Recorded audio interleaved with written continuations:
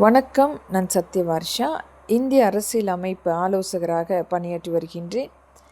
அனைத்திந்திய அண்ணா திராவிட முன்னேற்றக் கழகம்தான் வரப்பட வேண்டும் என்பதற்குரிய முன்பதிவுகளாக மக்கள் ஒவ்வொரு இடத்திலுமே அங்கீகாரமாக பேசிக்கொண்டிருக்கின்றார்கள், பதிவு செய்து கொண்டிருக்கின்றார்கள். மிகப்பெரிய போராட்டங்களாக எழுச்சியாக நாம் பார்த்து கொண்டிருக்கின்றோம்.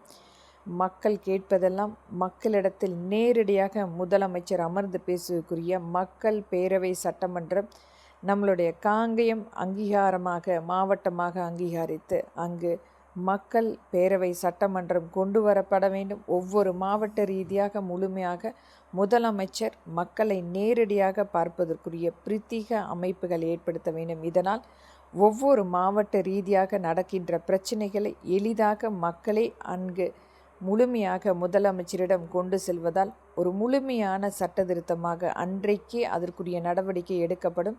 இதற்கு முன்னுரிமை அளித்து நம்மளுடைய மாண்புமிகு எடப்பாடியா இதை முழுமையாக பரிசீலிக்க வேண்டும். இன்றைக்கு நடந்து கொண்டிருக்கும் எத்தனையோ பிரச்சனைகள் நம்மளுடைய நேரடி பார்வையில் வராமல் நிராகரிக்கப்பட்டு கொண்டிருக்கிறது. இது மாதிரியான மக்கள் பேரவை சட்டமன்றம் காங்கியத்தில் கொண்டு வரும் பொழுது மக்கள் முழுமையாக ஒவ்வொரு மாவட்டம் ரீதியாக இருக்கின்ற பிரச்சனைகளை எளிமையாக அங்கு வந்து கூறுவதற்குரிய ஒரு பேரவை சட்டமன்றம் அமைக்கப்பட வேண்டும். அது மக்கள் பேரவை சட்டமன்றமாக முழுமையாக அங்கீகரிக்கப்பட்டு இது ஒரு ஒரு புதிதாக கொண்டு வரக்கூடிய சட்ட திருத்தமாக ஏற்படுத்த வேண்டும்.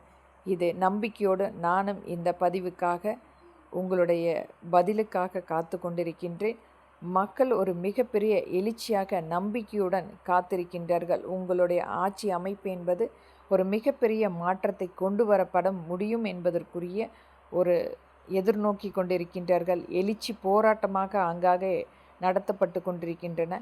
இது மாதிரியான மக்கள் பேரவை சட்டமன்றம் கொண்டு வருவதால் மிகப்பெரிய அளவில் மாற்றங்கள் கொண்டு வர முடியும் என்ற நம்பிக்கையோடு இந்த பதிவு. நன்றி மக்களே.